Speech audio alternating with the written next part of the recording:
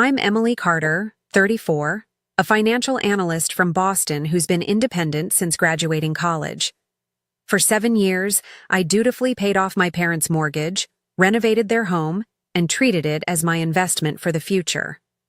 Then, during my sister Melody's wedding reception, my parents gifted that very house to her and her new husband, Brandon, their golden son-in-law. I was devastated, but rebuilt my life, finding solace in my mountain cabin. 3 months later, they showed up at my doorstep with suitcases, expecting to move in. Before I continue this story, drop a comment letting me know where you're watching from, and hit that subscribe button if you've ever had family take advantage of your generosity. Growing up in suburban Massachusetts, our family was solidly middle class until I hit my teens. Dad worked as a high school teacher while Mom ran a small catering business from home. We weren't wealthy, but we had enough for what mattered.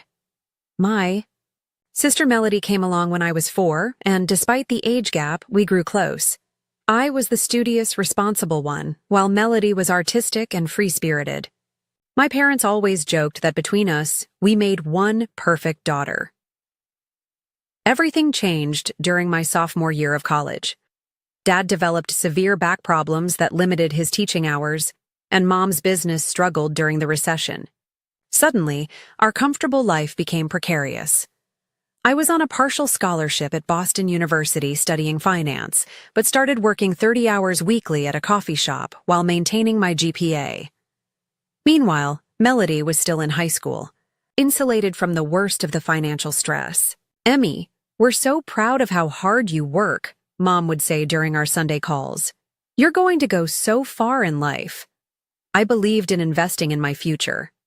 While classmates partied, I interned at financial firms, building connections. By graduation, I had 3 job offers and took a position at a respected investment firm in Boston.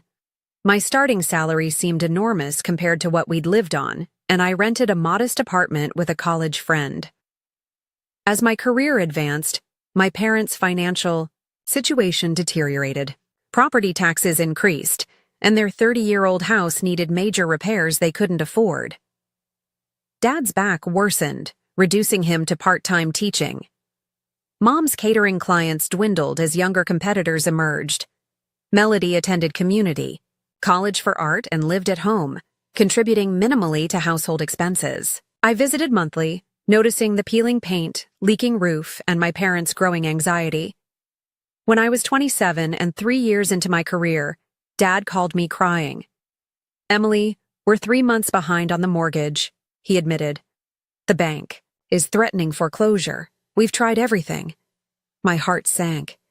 The family home where we'd celebrated birthdays, holidays, and milestones might be lost. That night, I reviewed my finances. I'd been saving aggressively for my own home down payment, but had enough to cover their overdue payments. After consulting a financial advisor, I proposed a solution. "I'll help with the mortgage," I told them, "but we should formalize it.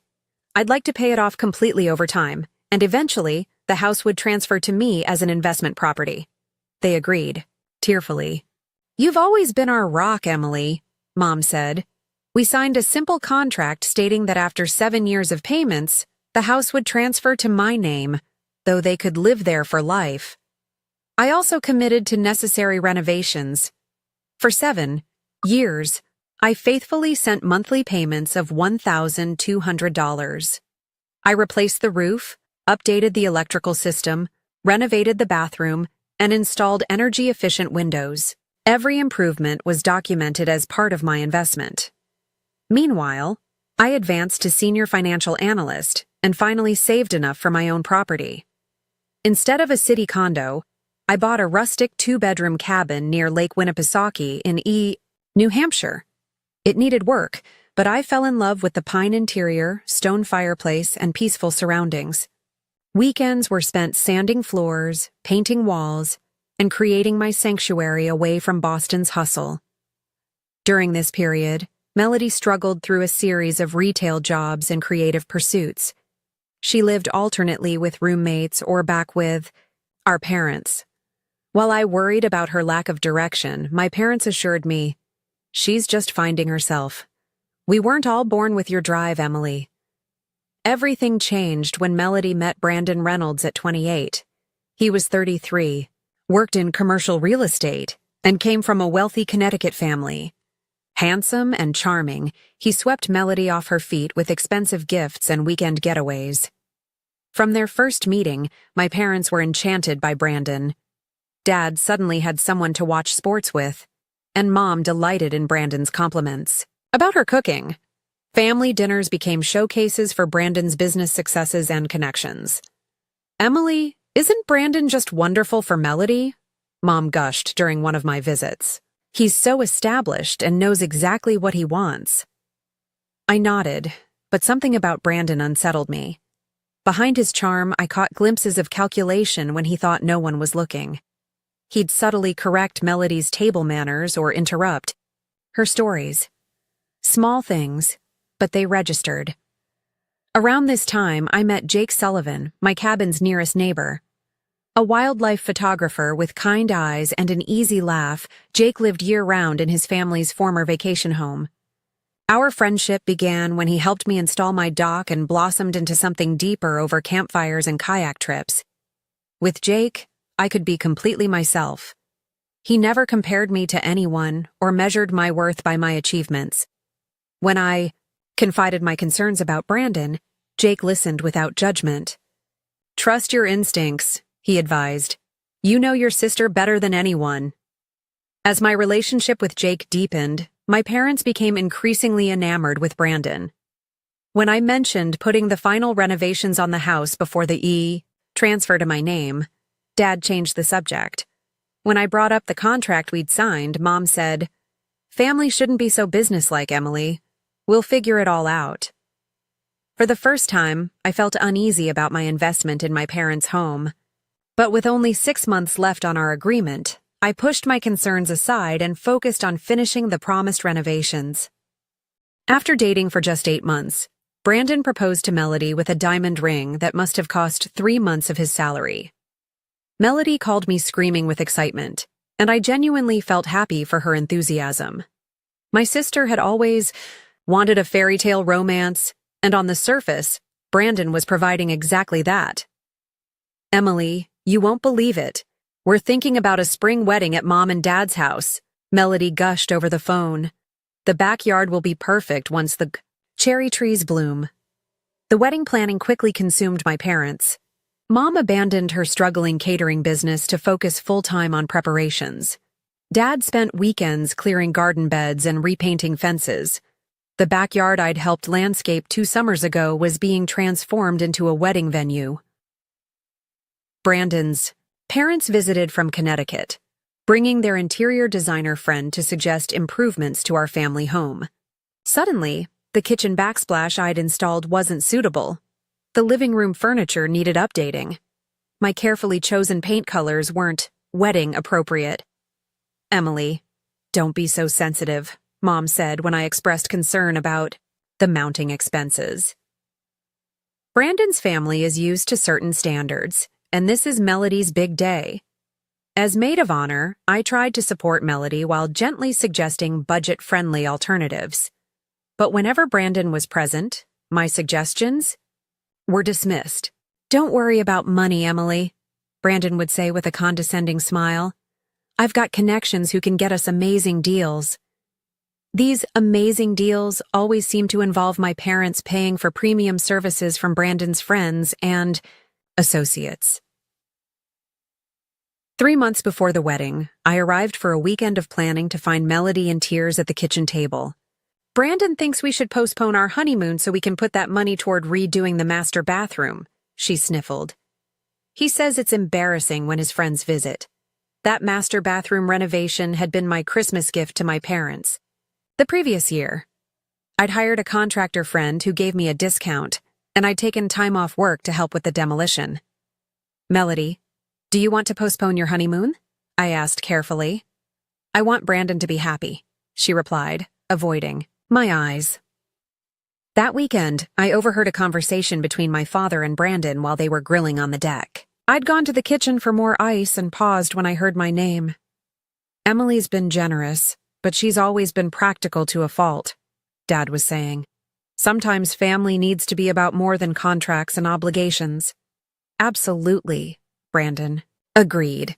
And really, what does Emily need with this house? She's got her career and that little cabin. Melody deserves security too. My blood ran cold. Were they discussing my agreement with my parents? The house I'd been paying for and improving for nearly 7 years? Later that evening, I confronted my parents in their bedroom, keeping my voice low so Melody wouldn't hear. I overheard Dad talking with Brandon about the house, I said directly. Our agreement is still in place, right? The transfer happens after my final payment next month. Mom looked at Dad nervously before responding. Honey, we've been thinking, you're doing so well, and Melody and Brandon will need a place to start their married life. They're planning to live here? I asked, my chest tightening. Nothing's decided yet, Dad said quickly. Let's not worry about this right now. The wedding is the priority. Their vague reassurances did little to calm my growing anxiety. That night I called Jake from my childhood bedroom. I think they're planning to back out of our agreement, I whispered. 7 years of payments, Jake. All the renovations. It was supposed to be mine. Jake's steady voice helped ground me. Document everything, Emily. Find that contract. Gather your payment records. But maybe wait until after the wedding to push the issue. Give Melody her day. I knew he was right. Despite my misgivings about Brandon and my parents' evasiveness, I didn't want to spoil my sister's wedding. I reminded myself that there was a signed agreement, and I had records of every payment and renovation. As the wedding approached, my anxiety competed with work stress. Our firm was handling a major merger, requiring late nights and weekend hours. When I couldn't attend a cake tasting, Mom made me feel like I was letting everyone down. Brandon's mother managed to fly in from Connecticut, but you can't drive. 30 minutes from Boston? She sighed. The final weeks before the wedding were a blur of fittings, flower consultations, and rehearsals. I watched my parents deplete their savings to create Brandon's vision of a perfect wedding. When I suggested scaling back, Melody accused me of not supporting her happiness. This is the most important day of my life, Emily, she insisted. Can't you just be happy for me? So I smiled through it all, helped address invitations, assembled favor boxes, and wrote a heartfelt maid of honor speech, all while trying to ignore the sinking feeling that something was very wrong. The morning of Melody's wedding dawned clear and perfect. Cherry blossoms floated on the spring breeze, and the backyard had been transformed with white chairs, floral arches, and twinkling lights. Professional photographers captured every moment as we prepared in Melody's childhood bedroom. You look beautiful, I told my sister sincerely as I helped secure her veil. Melody truly was radiant in her lace gown, her dark hair swept up with tiny flowers. Do you think Brandon will like it? She asked, checking her reflection anxiously. He'll be speechless, I assured her, pushing aside my concerns about her constant need for Brandon's approval. The ceremony was lovely. Melody and Brandon exchanged vows beneath the cherry trees, with 100 guests witnessing their promises. When Dad walked Melody down the aisle, his eyes shone with tears, and Mom sobbed openly from the front row. In that moment, I felt a surge of love for my family despite all my worries. At the reception in the transformed backyard, I gave my speech as maid of honor, celebrating Melody's creativity, kindness, and the bond we'd shared growing up. Guests laughed at stories of our childhood adventures and dabbed eyes when I welcomed Brandon to our family. After dinner came my father's speech. As he tapped his glass for attention, I expected the usual fatherly sentiments about watching his daughter grow up and entrusting her to a good man. Today isn't just about giving away my younger daughter, Dad began, his voice thick with emotion. It's about welcoming Brandon truly into our family. Dad continued with an unusually long tribute to Brandon's character, business acumen, and how he'd elevated our Melody. I shifted uncomfortably in my seat as Dad barely mentioned Melody's own qualities. And so, Dad concluded, raising his glass higher, Cynthia and I want to make a special announcement. A wedding gift that symbolizes our absolute faith in this union. Mom joined Dad at the microphone, beaming. Brandon and Melody, as you begin your life together, you need a solid foundation, a family home to build your future in. My stomach dropped as realization dawned. We're giving you this house, Dad announced proudly. Our family home, now yours to make your own memories in. Applause erupted. Brandon stood, pulling Melody up beside him, his face triumphant. We're overwhelmed by your generosity, he said, smoothly. This means everything to us. The room spun around me. 7 years of payments, countless weekends of renovations, the contract in my desk drawer promising the house would transfer to me next month. All erased with a single announcement. I sat frozen, my champagne glass halfway to my lips, as guests cheered the generous gift. Across the table, Jake reached for my hand under the tablecloth, his eyes conveying what words couldn't. Somehow, I maintained my composure through the cake cutting and first dances. When finally there was a lull in the festivities, I pulled my parents aside to the kitchen. How could you? I asked, my voice barely controlled. We had an agreement. 7 years. Of payments, all the renovations. That house was supposed to be mine next month. Mom at least had the grace to look uncomfortable. Dad sighed heavily. Emily, we know you've helped us tremendously. But look at your life compared to your sister's. You have a successful career, savings, even your own vacation property. Melody and Brandon need a foundation. Brandon needs my house? I repeated incredulously. The house I've been paying for since I was 27? It was never really your house, Mom said defensively. It was always our family home. That you were going to lose to foreclosure until I stepped in, I reminded them, my voice rising. Despite my efforts to stay calm. We signed a contract. Family shouldn't be about contracts, Dad said, echoing Brandon's earlier sentiment. We raised you better than that, Emily. The injustice of it all struck me physically, like a blow to the chest. So, I'm supposed to just smile and accept that you've given away 7 years of my financial investments to a man you've known for a year? Brandon will take good care of the property, Mom insisted, as if that addressed my concern. And they'll always have a place for us when we're older. What about my place? What about what I was promised? I asked, tears finally spilling over. Dad's expression hardened. I think you're being selfish, Emily. This is Melody's wedding day. Pull yourself together and be happy for your sister. The conversation was interrupted by the wedding planner announcing it was time for the bouquet toss. Mom hurried out, relieved to escape the confrontation. Dad gave me a disappointed look before following. I stood alone in the kitchen, surrounded by dirty dishes and half-empty champagne bottles, feeling as if the ground had disappeared beneath my feet. 7 years of investment, gone. My parents. Promises, broken. And apparently, I was the selfish one for expecting them to honor our agreement. I couldn't bear to return to the reception. After texting Jake that I needed to leave, I slipped out the side door to my car. Driving through tears, I headed straight for my cabin, the only place that still felt truly mine. 3 hours later, I sat on my dock, staring numbly at the dark lake waters. Jake arrived around midnight, having made excuses for my absence and driven directly from the wedding. They gave away my house, Jake, I whispered as he wrapped a blanket around my shoulders. 7 years of payments, just gave it away like it was nothing. Jake held me as I finally broke down completely, sobbing against his chest until exhaustion took over.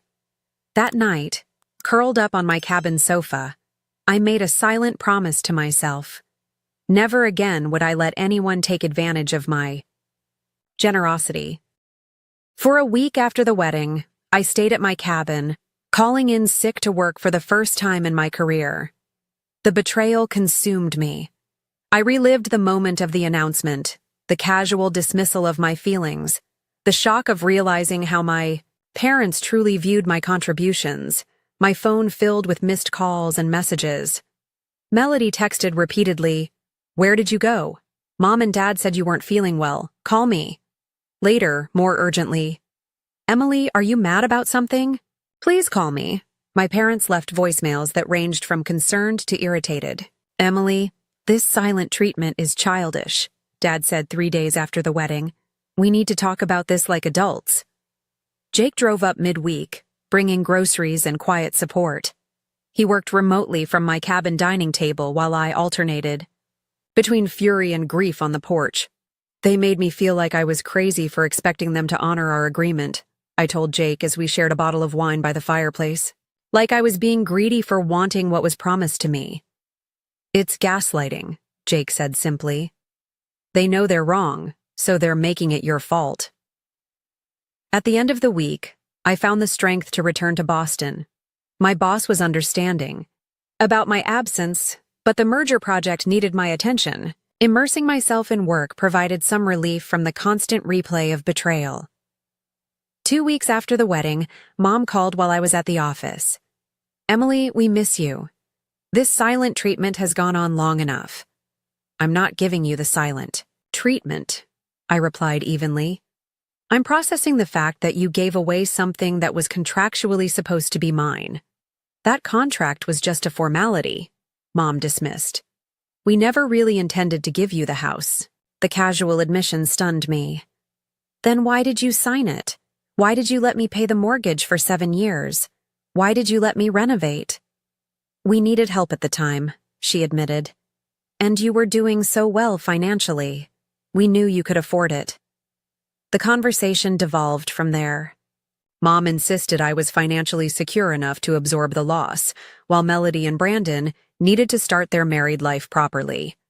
When I pointed out that Brandon earned more than I did, she changed tactics. "You've always been so independent, Emily. We never thought you'd actually want the family home. You have your little cabin getaway." By the end of the call, it was clear they had always intended to break our agreement.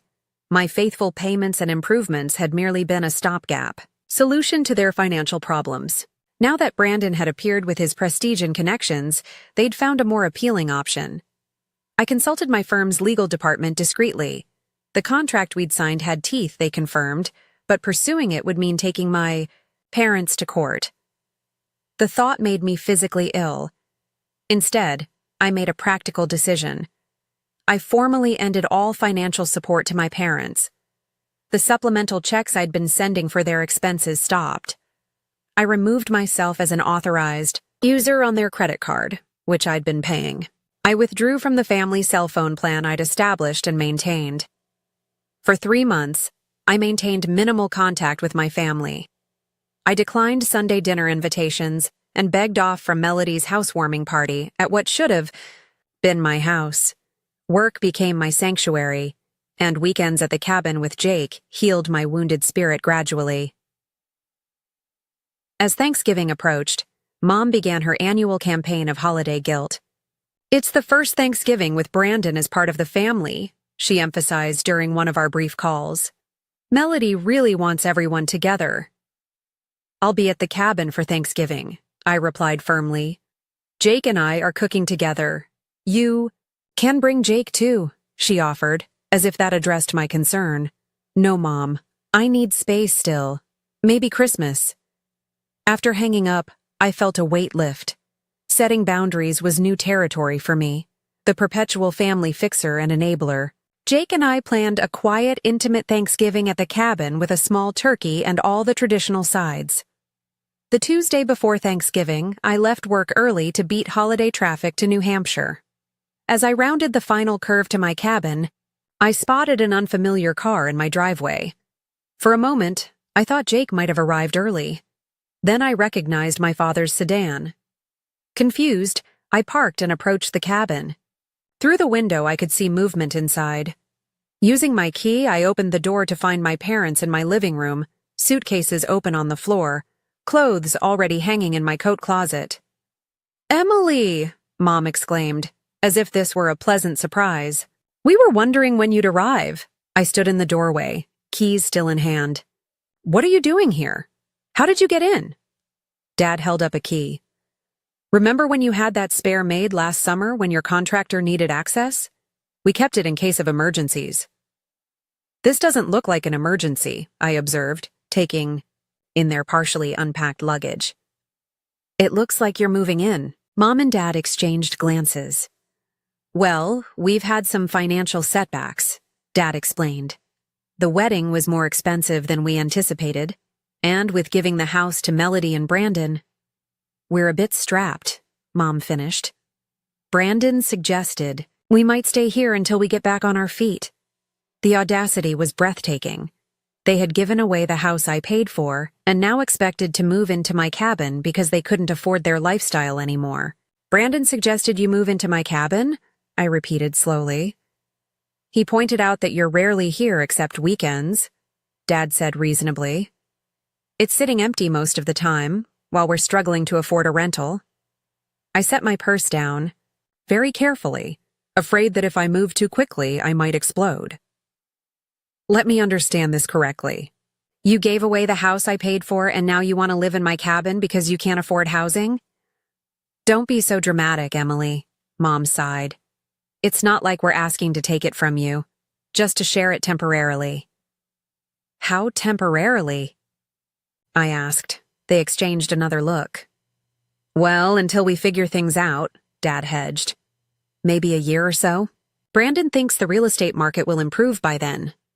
A year. They expected to live in my personal space, my sanctuary, for a year. Without asking. Without acknowledging what they'd done with the house. Without a hint of remorse. Something inside me finally snapped. "Get out," I said quietly. "What?" Mom looked genuinely shocked. "Get your things and get out of my cabin. Now." "Emily, be reasonable," Dad started, using his teacher voice. "Reasonable?" My voice rose despite my efforts to control it. Was it reasonable to give away a house I paid for 7 years? Was it reasonable to break a legal contract? Was it reasonable to dismiss my feelings when I confronted you? Or maybe it was reasonable to use my spare key to move into my property without permission. They stared at me, unused to this version of Emily who refused to bend. "We're your parents," Mom said, as if that explained everything. "Yes, you are. And I've spent my adult life trying to take care of you, support you, and honor you. I paid your mortgage when you were facing foreclosure. I renovated your home room by room. I handled your finances and supplemented your income. And how did you repay that? By giving away what was legally supposed to become mine." Dad's face darkened. "After everything we've done for you, what exactly have you done for me lately, Dad? Besides take and take and take?" The cabin door opened behind me and Jake walked in, stopping short at the tableau before him. "Emily, everything okay?" My parents had never met Jake in person, though. They knew about our relationship. Dad sized him up immediately. "This is a family matter, young man." Jake looked to me for guidance. I reached for his hand, drawing strength from his steady presence. "Jake is my family," I said firmly. "And this is my cabin, which you need to leave. Tonight." "You'd put your own parents out on Thanksgiving weekend?" Mom asked incredulously. "You put yourselves out when you gave away the house that was supposed to be mine," I replied. "Your housing situation is not my emergency." Jake, sensing the tension, intervened quietly. "There's a nice hotel about 20 minutes down the road. I know the owner. I can call and make sure they have a room available." My parents looked between us, slowly realizing I wouldn't back down. After a moment of stunned silence, they began repacking their suitcases, muttering about ungrateful children and family loyalty. Jake discreetly made the hotel reservation while I stood firm, arms crossed, watching them pack. When Dad started to take a set of my grandmother's dishes from the cupboard, I stepped forward. "Those aren't yours to take." "They were your grandmother's," Mom protested. "Yes, and she left them to me specifically in her will, knowing how much I admired them. They stay here." An hour later, Jake drove my parents to the hotel while I sat on my dock, shaking with adrenaline and emotion. When he returned, he simply held me, asking no questions, offering silent support. Later that evening, Melody called, her voice tight with tension. "What's going on, Emily?" "Mom and Dad just called me crying from some hotel." I explained everything. Factually, from the wedding announcement to finding them in my cabin, a long silence followed. "I didn't know," Melody finally said. "About the contract, the payments, any of it. They told me they wanted to give us the house as a surprise wedding gift. Brandon was so excited about renovating it." "Did Brandon know about my agreement with them?" I asked directly. Another pause. "He mentioned something about you helping with the mortgage during bad times. But he said it was just family helping family, not a formal arrangement." "It was a signed contract, Melody. 7 years of payments. I have the documentation." "Oh, God." Her voice cracked. "Emily, I'm so sorry. If I'd known." For the first time since the wedding, I felt a flicker of connection with my sister. "It's not your fault if they didn't tell you. Brandon kept saying we should encourage Mom and Dad to stay at your cabin until they found a place," she admitted. "He said since you had 2 properties and we only had 1, it was only fair." The manipulation ran deeper than I'd realized. Brandon had orchestrated all of this, playing on my parents' favoritism and Melody's naivety. "Melody, this isn't about fairness. It's about respecting boundaries and honoring agreements. I would have helped them find a place if they'd asked properly, instead of breaking in and assuming they could stay." After we hung up, I poured out the whole story to Jake, including the revelation that Brandon had been pulling strings behind the scenes. "I think it's time to consider legal options," Jake suggested gently. "Not to be vindictive, but to protect yourself." The next morning, Thanksgiving Day, I called a lawyer friend from college who specialized in family property disputes. She agreed to review my documents after the holiday and discuss potential remedies. With that weight lifted, Jake and I prepared our Thanksgiving feast, grateful for each other and for the sanctuary of my cabin that I had protected from further exploitation. The morning after Thanksgiving, my parents texted asking when they could resume their stay at the cabin. I responded clearly, "That won't be possible. The cabin is not available to you now or in the future. I can help you find affordable housing." "Options if you'd like," Dad called immediately, his voice alternating between anger and cajoling. "Emily, you can't just leave us stranded. We're your parents, after everything we've done for you." "What exactly have you done for me recently, Dad?" I asked calmly. "Besides give away the house I paid for and try to take over my cabin?" "You're twisting things," he insisted. "We never meant to hurt you. We thought you'd be happy to help your sister start her married life." "I would have been happy to help if asked. I wouldn't have been happy about having 7 years of mortgage. Payments and renovations dismissed as nothing." "You're being selfish," he accused. "Your mother is in tears. Is that what you want?" The old guilt tactics washed over me without sticking. "What I want is for you to respect my property and my boundaries. The cabin is not an option." Mom got on the phone next, her voice wobbling artificially. "I don't understand why you're being so cold, Emily. We raised you. We gave you everything." "Mom, I'm not being cold. I'm being clear about my boundaries. And you didn't give me everything. I worked for what I have. I put myself through college with scholarships and part-time jobs. I built my career through hard work. I paid for that house for 7 years. So now you're keeping score?" she sniffed. "That's not how family works." "No, keeping score would be reminding you that I've given you over $100,000 in mortgage payments and renovations. I'm not asking for that back. I'm simply saying you can't live in my cabin." The conversation circled without resolution until I finally said, "I need to go now. Let me know if you'd like help researching affordable rentals in your area."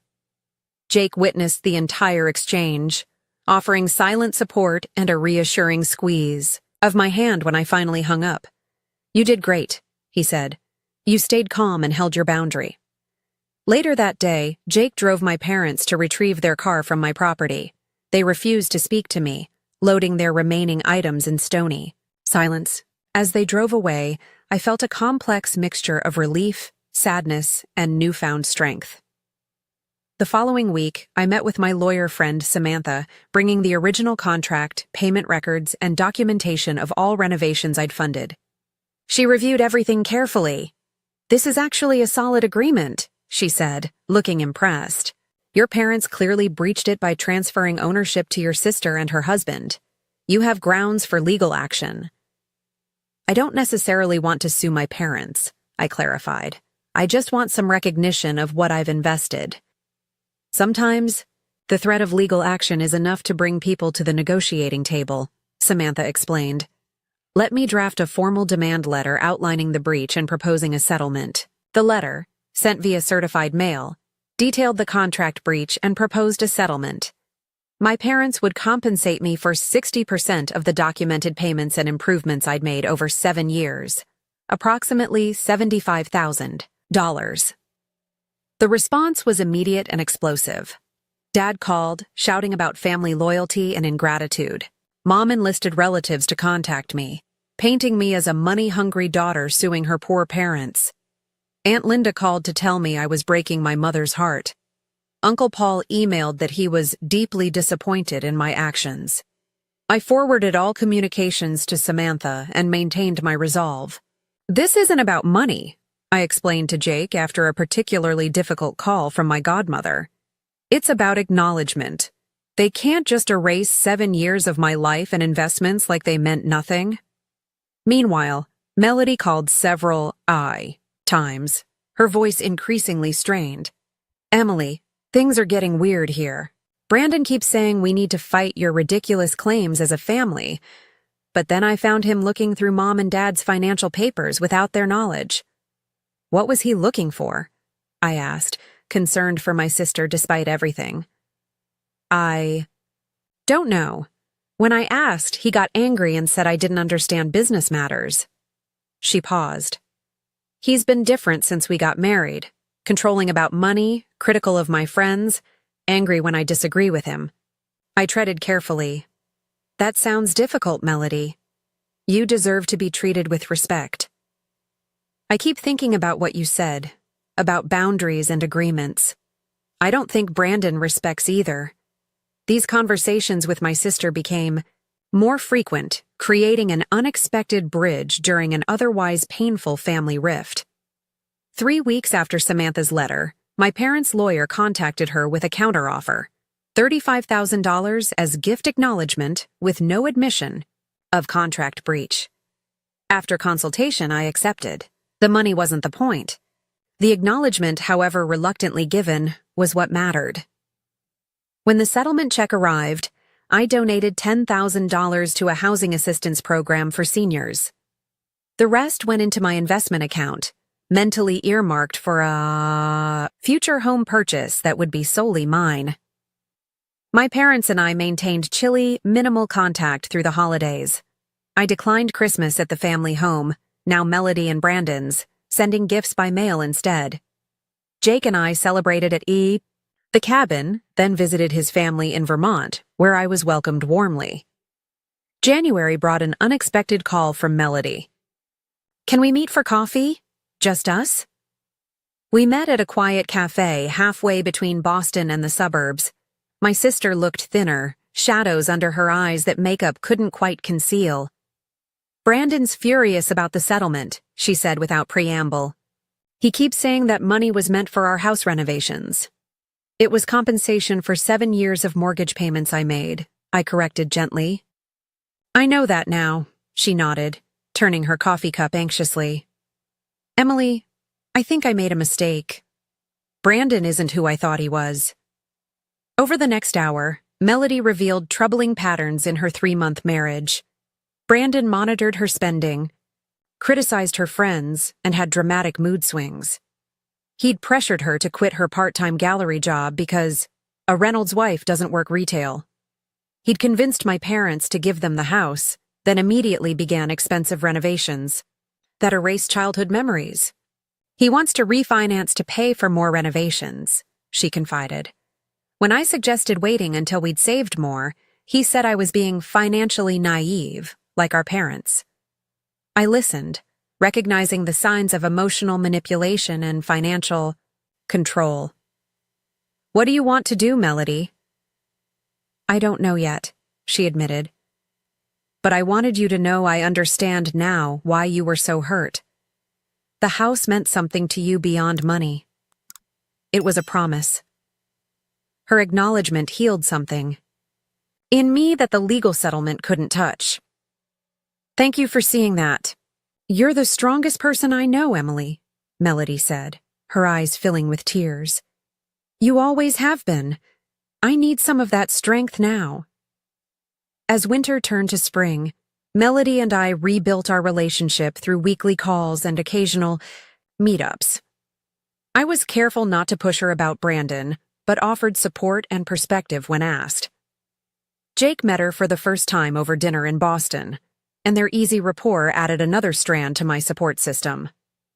By March, my parents had found an affordable apartment and seemed to be adjusting to their new reality. Our interactions remained formal but civil. They never directly apologized for the house or the cabin incident, but they stopped actively vilifying me to relatives. My relationship with Jake deepened through the crisis. His unwavering support and clear-eyed perspective helped me navigate the family turmoil without losing myself. Weekends at the cabin became our shared sanctuary, filled with hiking, cooking, photography, and quiet conversations by the fireplace. You know what impresses me most? Jake said one evening as we watched the sunset from the dock. You didn't let this break you. You stood up for yourself while still leaving the door open for healing. In that moment, I realized how far I'd come, from the people-pleasing daughter who had silently accepted whatever was asked of her. The betrayal had forced me to define my boundaries and defend them, painful as it was, and in doing so, I'd discovered a stronger version of myself. 6 months after the wedding fiasco, spring returned to Lake Winnipesaukee. Jake and I spent a long weekend opening the cabin for the season, cleaning winter debris from the yard and resealing the dock. We had fallen into an easy rhythm of shared work and companionship that made the cabin feel more like home than ever. What do you think about extending the deck around that side? Jake suggested as we grilled dinner. It would catch the morning sun perfectly. I smiled at how naturally he spoke of future improvements, imagining our lives unfolding in this space we both loved. I'd like that. Maybe we could add an outdoor shower too. My career had flourished despite the personal turmoil. I'd been promoted to portfolio manager with a significant raise and more flexible working arrangements that allowed 3-day weekends at the cabin monthly. The boundary-setting skills I'd developed with my family translated well to professional settings, earning me respect from colleagues and clients alike. Therapy had become a valuable part of my healing journey. My therapist, Dr. Martinez, helped me process the complex grief of family betrayal without becoming bitter. Family patterns are powerful, she observed during one session. Breaking them requires tremendous courage. I maintained limited contact with my parents, carefully managing expectations and boundaries. Our conversations were mostly surface level, focused on neutral topics. They never directly acknowledged the house betrayal or cabin incident, but they no longer pushed against my boundaries or made financial requests. The most significant change came in my relationship with Melody. After our coffee shop conversation, she began reaching out more frequently, often with questions that revealed growing concerns about her marriage. Brandon got so angry when I bought new art supplies without consulting him, she confided during one call. He said I was undermining our financial goals. Emily, they were $30 watercolors. That seems like an outsized reaction, I offered carefully. In healthy relationships, both partners usually have some financial autonomy. That's what I thought, she said quietly. But he says I don't understand money like he does. Over subsequent weeks, Melody shared more troubling incidents. Brandon had isolated her from college friends, claiming they were immature and bad influences. He criticized her appearance and interests. Most alarmingly, he'd begun contacting her multiple times daily when she was out, demanding to know her exact whereabouts. In April, Melody called me at work, her voice shaking. "Emily, I found something. I was looking for tax documents, and I discovered Brandon has a separate account I didn't know about. He's been transferring money from our joint account every month." "How much?" I asked, closing my office door for privacy. $3,000 monthly since we got married. "Emily, that's most of what Mom and Dad gave us for the wedding. And there are credit card statements showing huge purchases I never saw." My financial analyst brain immediately calculated the deception. "Melody, that's over $20,000 he's hidden from you in 7 months. There's more," she continued, her voice steadying with anger. "I found emails between him and a real estate investor about flipping the property after renovations. They're talking about our house, Emily, the family home." Brandon's long game became clear. Secure the house through marriage, renovate using family money, sell for profit, and likely move on, financially and perhaps personally. He'd seen my sister and my parents as means to an end. "What do you want to do?" I asked, repeating the same question I'd asked months earlier, but now with greater urgency. "I want out," Melody said firmly. "I've been blind, but I'm seeing clearly. Now." Over the next 3 weeks, Melody and I developed her exit strategy. I connected her with a family law attorney who specialized in cases involving financial manipulation. She gathered documentation of Brandon's hidden accounts and questionable transactions. She secured her important documents and irreplaceable possessions.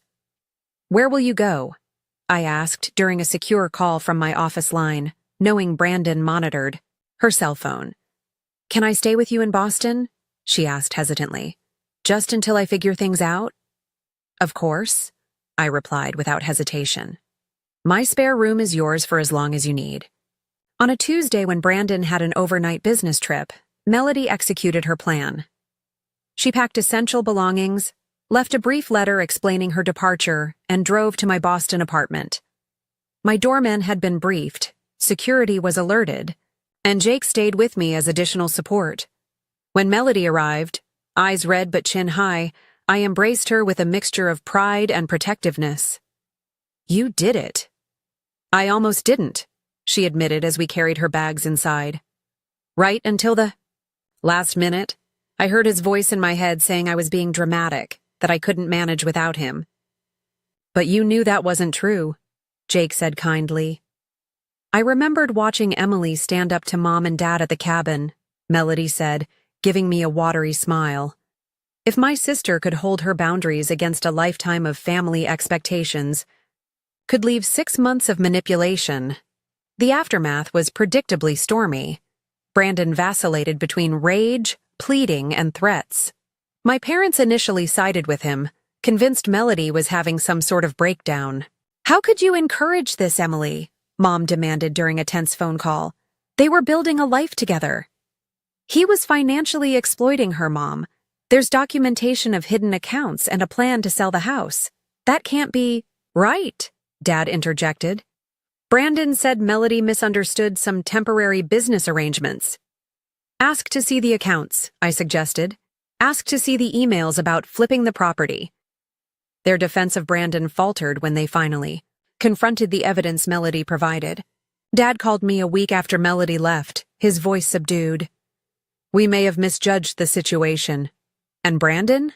I asked. A heavy sigh. "We're beginning to see some concerning patterns." The family dynamic shifted again as my parents processed their second major misjudgment in less than a year. They had championed Brandon, given him my house, and enabled his control of Melody.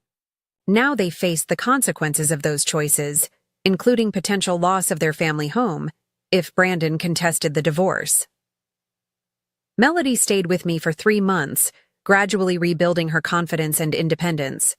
She found part-time work at a Boston gallery, began therapy, and reconnected with old friends.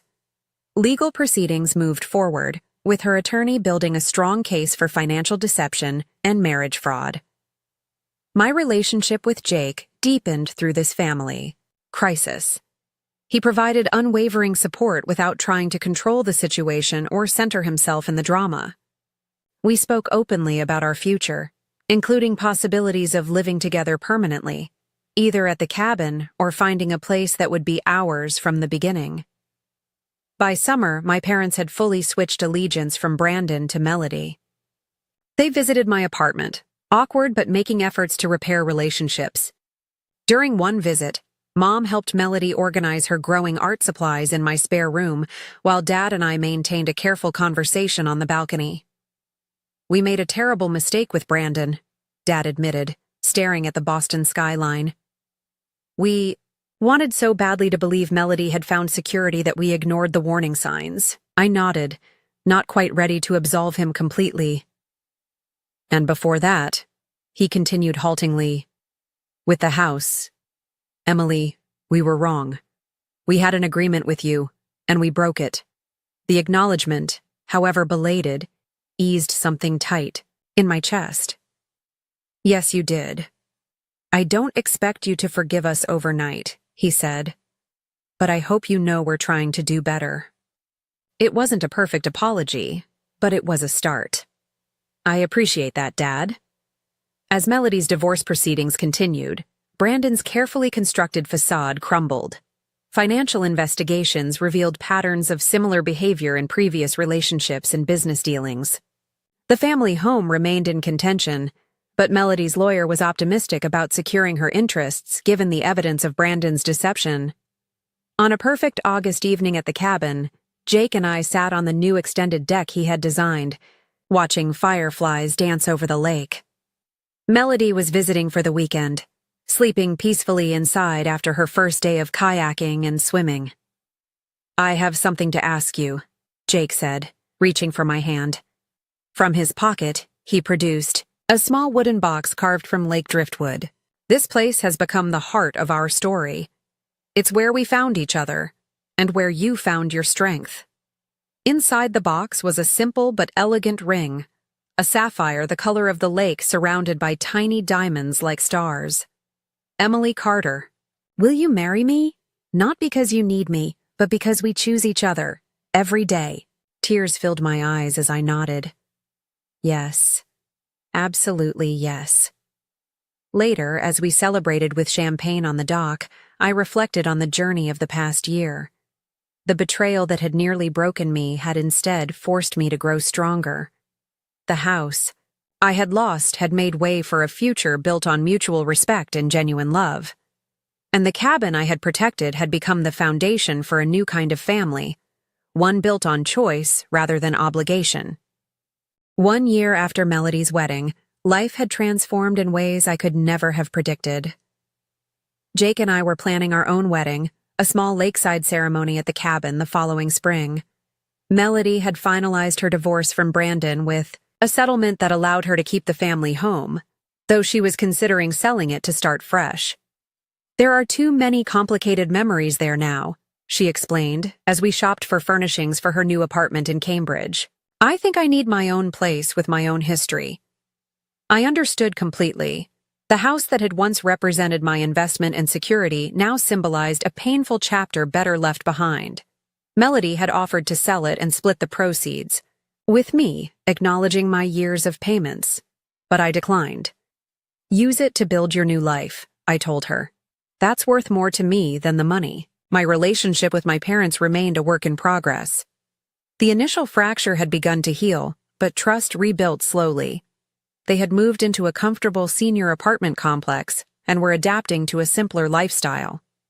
Dad had started substitute teaching again, and Mom volunteered at a community kitchen, rediscovering her love of cooking without the pressures of business ownership. Our family gatherings were smaller and more authentic. Gone were the performances of perfect family harmony, replaced by careful conversations that acknowledged past hurts while looking forward. During a Sunday lunch at my apartment, Mom helped me address wedding invitations, while Dad and Melody discussed her upcoming art show. "I never properly thanked you for taking Melody in during the divorce," Mom said quietly as we worked. You were there for her when we failed her? She's my sister, I replied simply. I always will be. Mom nodded, tears in her eyes. You're a better person than we raised you to be, Emily. You became that on your own. The unexpected acknowledgement touched me deeply. I think we all learn and grow, Mom. Sometimes through joy, sometimes through pain. Jake and I had merged our lives with thoughtful intention. He had moved most of his photography equipment to my Boston apartment, where he worked between assignments. Weekends belonged to the cabin, where we continued making improvements with an eye toward eventually living there full-time. My promotion to portfolio manager had brought increased responsibility, but also greater flexibility. I had established clear work-life boundaries, no longer being the first in and last out of the office. My value wasn't measured by constant availability, but by the quality of my work and decision-making. Therapy continued to provide valuable perspective. Family patterns often repeat until someone is brave enough to break them, Dr. Martinez observed during one session. You've broken a generational pattern of financial entanglement and emotional obligation. The lesson had been painful, but transformative. My worth wasn't determined by what I provided to others. Love shouldn't come with price tags or conditions. Genuine relationships were built on mutual respect, not on what could be extracted or leveraged. Jake proposed a toast during a quiet dinner celebration of our engagement. To boundaries that protect and wisdom that liberates. And to the freedom of choosing our own path, I added, clinking my glass against his. Melody had found her own path to healing through art therapy and a support group for survivors of emotionally abusive relationships. Her experience with Brandon had left scars, but also gifted her with a fierce commitment to her own autonomy. Her paintings, once delicate watercolors of idealized scenes, had evolved into powerful explorations of resilience and rebirth. I've been thinking about what home really means, she told me during a sister's weekend at the cabin. For so long, I thought it was about the physical space or the people who were supposed to love you unconditionally. And now? I asked, watching. Her sketch, the lakeside sunset. Now I think home is where you feel completely yourself, where you don't have to earn your place or justify your needs. She looked up from her drawing. You taught me that, Emily. The realization that my painful journey had helped my sister find her strength brought unexpected healing. Perhaps that was the true inheritance I'd received. Not a house or material security, but the courage to define my own worth and stand in it unapologetically. On our 1-year engagement anniversary, Jake and I sat on our expanded deck, watching the same stars that had witnessed our first meeting and every milestone since. What do you think was the turning point? He asked, his arm warm around my shoulders. When did you know you wouldn't let them take advantage of you anymore? I considered the question carefully. It wasn't one moment. It was the accumulation of realizing my worth isn't measured by what I give or sacrifice. That love shouldn't require erasing myself. The journey had been arduous but necessary. From the shock of betrayal at Melody's wedding to the confrontation at the cabin, each painful step had forced me to examine beliefs I'd carried since childhood. The belief that love was earned through sacrifice, that family obligations trumped personal boundaries, that my needs mattered less than others. In letting go of these beliefs, I hadn't become selfish or cold as I once feared. Instead, I'd become more authentically generous, giving from choice rather than obligation. My relationship with Jake flourished because it was built on mutual respect rather than need or dependence. My rebuilt bond with Melody was stronger because it acknowledged our individual journeys. Even my evolving relationship with my parents held more truth than before. We were imperfect people finding our way back to connection after profound hurt, without pretending the pain hadn't happened. Chaktori, cabin that had once been my solo refuge, had become the heart of a chosen family, the place where boundaries were respected, growth was celebrated, and love was offered freely without expectation of return. As twilight deepened into night, I rested my head on Jake's shoulder, gratitude washing over me for the difficult lessons that had led to this peaceful moment. I've been thinking about our wedding vows, I said softly. I want to promise something about creating home together. Not just a physical space, but a relationship where we both can flourish.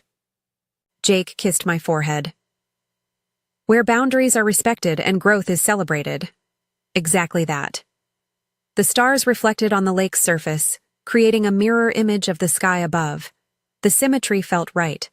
A visual reminder that inner and outer worlds could align when built on truth and mutual respect.